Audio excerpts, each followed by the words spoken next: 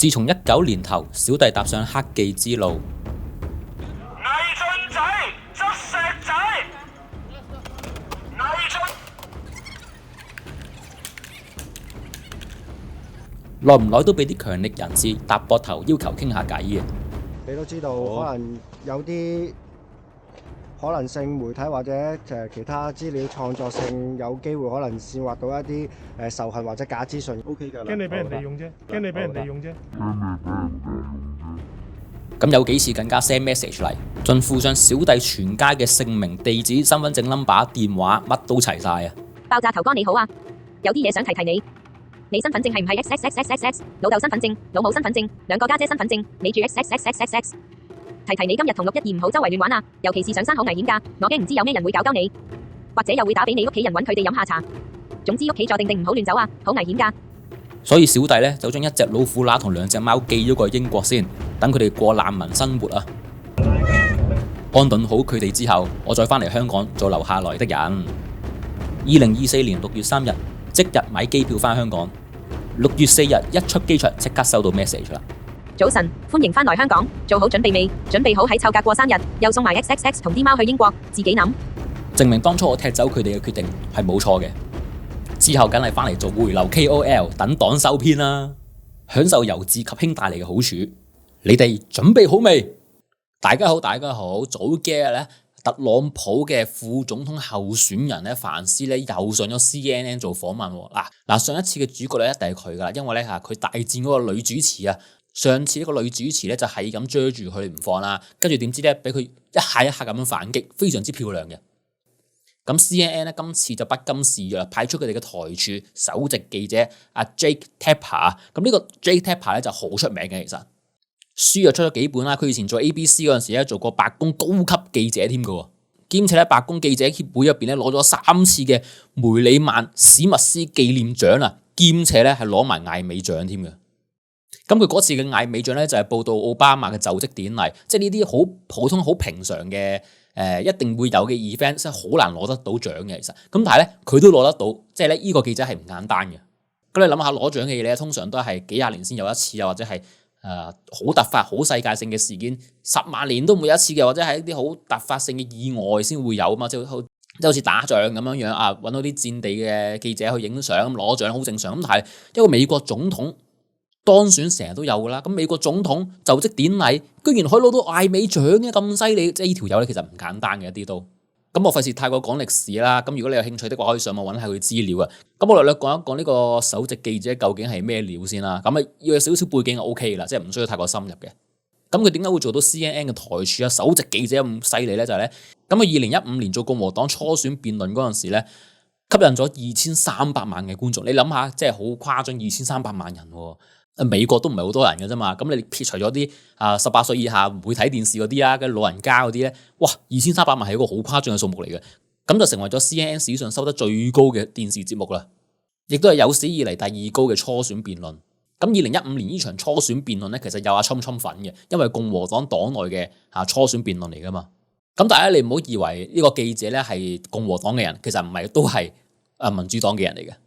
你諗下，做得左膠傳媒嘅首席記者，點可能唔係左膠啊？咁佢1992年咧，啱啱開始踏入去記者行業咧，就已經係做咗民主黨國會候選人嘅競選新聞秘書，咁即係其實係由民主黨帶佢出身嘅。咁佢另外出名嘅地方在於咧，以前克林頓同萊溫斯基有性醜聞噶嘛。咁但係咧，原來咧喺爆出呢個醜聞之前咧，呢個首席記者咧曾經同萊溫斯基咧約會過噶。即係幾咁錯綜複雜。嗰陣時咧，1997年咧，佢就已經係因為呢個經歷咧就非常之出名噶啦。咁去到2021年咧，佢先至咧親口喺節目上邊咧係討論呢一個嘅事件嘅，即係咧係間接承認咗噶啦，已經係。咁呢個記者咧，其實就係克林頓嘅襟兄弟嚟嘅，呢個咧都係佢出名嘅事件之一嚟嘅。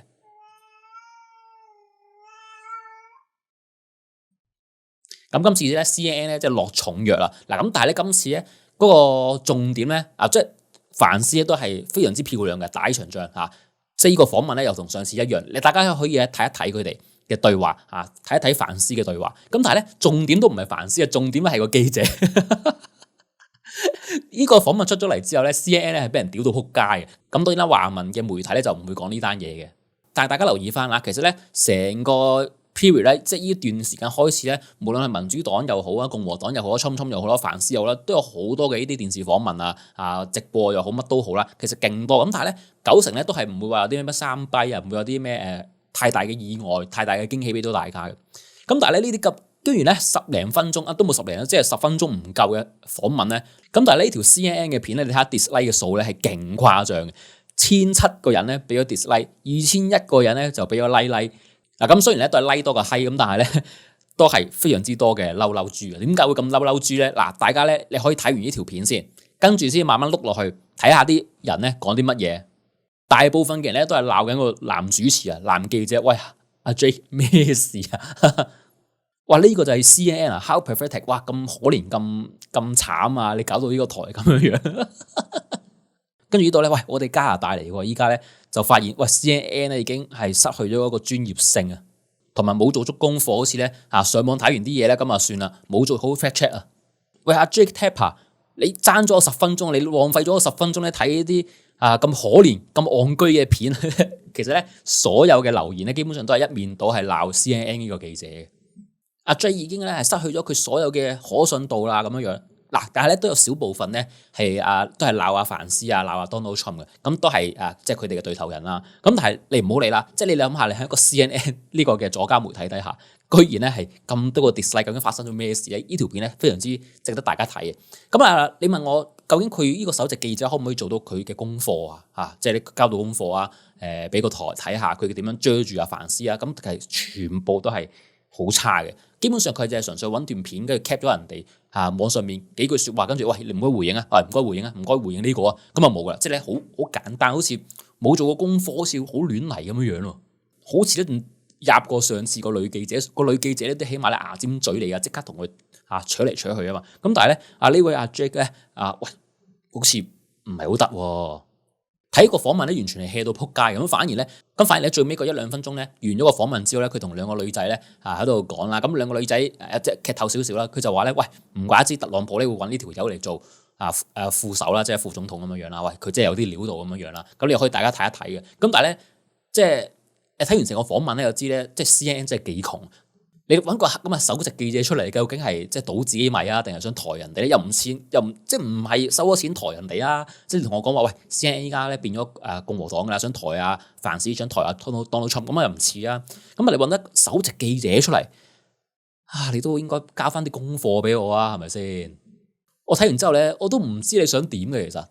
你打得個首席記者排頭出嚟，想做低佢嘅，即係你起碼做到啲功課尖嘴利啲或者即係做多啲資料搜集啊，你揾咗佢以前嗰啲嘢嚟針佢啊嘛，係咪先？咁但你好似唔係喎，即係好似咧就純粹咧係後邊有個僆可能做煙腸嘅，喂，同我揾啲問題出嚟問阿凡斯，跟住咧個煙腸咧就交代咗啲濕鳩問題，跟住咧上網揾到啲嘢揾到啲 material 出嚟當係一啲質問性嘅嘢，跟住真係問阿凡斯，喂。咁嘅 level 嚟嘅喎，原來嗱，呢條片咧即係幾分鐘嘅啫，好快嘅啫。咁但係咧，如果你睇完之後咧，你去 CNN 個網嗰度下邊description 嗰度咧，我已經擺低咗 CNN 嗰條 link 噶啦。你去下邊睇下佢哋啲留言，咁啊好笑噶啦。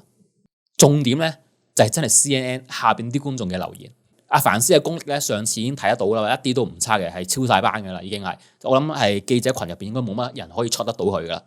咁但係咧呢個都唔係重點，成條片嘅重點咧都係下邊嗰啲留言。Poor journalism zero follow up Kendrick 炒咗佢啦，跟住走去霍士新聞。咁本身有啲人咧係反凡斯反Donald Trump 咁啊嘛。咁但係咧依家咧 CNN 咧搞到兩面不是人啊。喂阿 Jake，你以前咧就會 push back 噶嘛，咁但係而家咧係冇做過任何嘢去反擊佢嗰啲大話冇任何其他嘅 material 去反擊佢啦，唔會任何即係類似 follow up 咁嘅嘢啦，即係搞到咧。本身係反凡斯嘅人咧，都唔會中意 CNN， 咁兩邊不是人啊！又例如呢個啦冇任何能力咧去 call out his lies 即係咧，跟住 CNN 咧走緊下坡啊，居然咧俾啲咁嘅人咧去interview 個凡斯，所以咧呢條片咧真係非常之值得大家睇一睇佢嘅留言。你唔睇嗰條片本身唔緊要，你睇一睇嗰啲留言，笑死啊！好，唔阻大家啦，去片都係嗰句啦，英文咧就肯定係90%都啱噶啦，咁啊中文大家意會啦嚇，咁中文咧都有80%係啱嘅，咁一定咧係冇任何閱讀上嘅困難噶啦，呢個咧都係 AI 翻譯嚟嘅啫，嗰啲字幕都係 AI 打上去嘅，咁但係即係你睇字幕係完全理解得到嘅，冇問題嘅嚇。好，去片。Welcome back. We just capped a very busy night here at the Democratic National Convention in Chicago, Illinois. The official Democratic vice presidential nominee, Governor Tim Walz of Minnesota, accepted his party's nomination as he introduced himself to the American people in this rather truncated process. Right now, let's get reaction to the message we've heard from the Democrats this evening from the Republican vice presidential nominee, Senator J.D. Vance of Ohio. Senator Vance, thank you so much for joining us. What's your reaction to what you heard from your counterpart and from the Democrats this evening in Chicago? Well, I think it's an interesting contrast, Jake, between what President Trump and I are offering, which is very simple. We are advancing policies that are going to lower the cost of housing, lower the cost of food, secure the southern border, and raise wages for the middle class. And Kamala Harris really can't run on accomplishing that because her policies have in fact caused a lot of the problems and a lot of the suffering that we see in our country. So what you see from the Democrats is instead this argument that if you want to vote for Donald Trump because you want to change the direction of this country, you're somehow a bad person. And I really think that that dark message really doesn't gel at all with the idea that somehow the Democrats are the joyful party. There's a lot of attacks on Donald Trump, a lot of criticisms of what he's done and what he's said, not a whole lot of positive vision for how Kamala Harris is going to fix the problems that plague the country. There's also been some criticisms of you. Transportation Secretary Pete Buttigieg this evening spoke tonight. He took aim at one of your past comments from 2021, that Americans that don't have children have, quote, no physical commitment to the future of this country, unquote. I want you to take a listen and get your reaction. You know, Senator, when I deployed to Afghanistan, I didn't have kids then. Many of the men and women who went outside the wire with me didn't have kids either. But let me tell you, our commitment to the future of this country was pretty damn physical. What's your response? Well, my response, Jake, is that Pete Buttigieg has taken a sarcastic remark that I made 3 years ago and turned it into something to distract from the fact that his leadership has seen higher transportation costs, higher fuel costs, and higher food prices for American citizens all over our country. These guys act so focused on a sarcastic quip that I made that they ignore the fact that under Kamala Harris's leadership, Americans can't afford the basic necessities of a good life in this country. And so I appreciate that Pete Buttigieg pretends to be offended by what I said. I think Pete should be offended by the fact that under his leadership as Secretary of Transportation, the government took in $8 billion to build 7 electric vehicle charging facilities at a time when Americans are paying 45% more for the gas that transports them to work. That's what we should be focused on, and that's what we should be talking about. And it illustrates, Jake, my entire criticism of the Democratic approach here is they're focused on fake issues instead of the real record. And the real record is that Kamala Harris has made this country poorer. Donald Trump made the middle class richer, and he caused a lot of peace and prosperity to break out in this country and all over the world. It's a very simple contrast, and I wish the Democrats would focus on the issues. There was another comment about you I wanted to get a reaction to. This evening we heard a bit about January 6, 2021. We saw a video of police officers getting assaulted. Take a listen to what Maryland Congressman Jamie Raskin said the other night about you. And by the way, J.D. Vance, do you understand why there was a sudden job opening for running mate on the GOP ticket? They tried to kill your predecessor. Do you have any reservations at all taking the ticket, taking the opportunity to serve as a vice presidential nominee, given what happened to Vice President Pence on January 6th? No, not at all, Jake. And look, I can't help but laugh at what Jamie Raskin said. These are people who somehow always make themselves the victims. Jamie Raskin should be much more worried about the fact that there are a lot of Americans that can't afford to buy groceries, that can't afford to put their children in a nice home because of the policies that he has implemented and he has voted for. I just don't understand a person in American politics in 2024 who's whining about what happened to them instead of using their leadership and using their influence to make the lives of American citizens better. I have no reservations about taking this job because I know that if we make Donald J. Trump president of the United States, he's going to deliver rising wages, lower prices, and a secure border. That is all worth it for me, whatever the media or Jamie Raskin says about me. I want to play some of what Governor Walz said during his speech, his acceptance speech earlier tonight, and get your reaction. It's an agenda that serves nobody except the richest and the most extreme amongst us. And it's an agenda that does nothing for our neighbors in need. Is it weird? Absolutely. Absolutely. But it's also wrong, and it's dangerous. Your reaction to that? Well, when Donald Trump was president, Jake, you had people buying homes at record rates. You had young Americans who were able to afford to raise a family. You had people who could afford the basic trappings of middle-class life in this country. And so when Tim Walz says that Donald Trump's agenda doesn't work for middle-class Americans, he already was president for 4 years, and his agenda worked very well for middle-class Americans. Again, I just wish, I would love for Tim Walz or Kamala Harris or anybody else to say that during the 3.5 years that Kamala Harris was vice president, here is the thing that she did to make groceries more affordable. Here is the thing that she did to make it possible to raise a family in this country. Or here's the thing that she did to secure rather than open up the border. Because they can't talk about Kamala Harris's record, they're creating a phantom of Donald Trump's leadership. The Donald Trump that I know and that the American people know, I think, produced really good results for the American people. It's a record to be proud of and a record I'd like to get back to, frankly, because it was good for the American people. Both you and President Trump have suggested that there's something wrong or illegitimate about the way that Kamala Harris replaced Joe Biden on the Democratic ticket. Now that the Democratic convention is here, do you accept Kamala Harris, Vice President Harris, as the legal and legitimate presidential nominee of the Democratic Party? Well, first of all, Jake, she's certainly the legitimate nominee of the Democratic Party. We're going to debate her, and we're going to try to beat her in November. But I do think it's a little bizarre how the Democrats went about this. We have to remember that for 3.5 years, Kamala Harris and a lot of Democrats said that Joe Biden was totally fit for the job. That was revealed to be a lie. And then when it became obvious that Joe Biden was political dead weight, they replaced him without casting a single Democrat primary vote. That doesn't make it illegal, but it certainly makes it a little bizarre. And if I was a Joe Biden voter, I'd be pretty frustrated at the way that this unfolded. Before you go, quickly, if you could, CNN's reporting that Robert F. Kennedy Jr. is expected to suspend his presidential campaign on Friday. It's been reported that he's considering endorsing Donald Trump, especially if he gets made Secretary of Health and Human Services or such. Have the two men been talking? Do you expect an endorsement? How much might it help?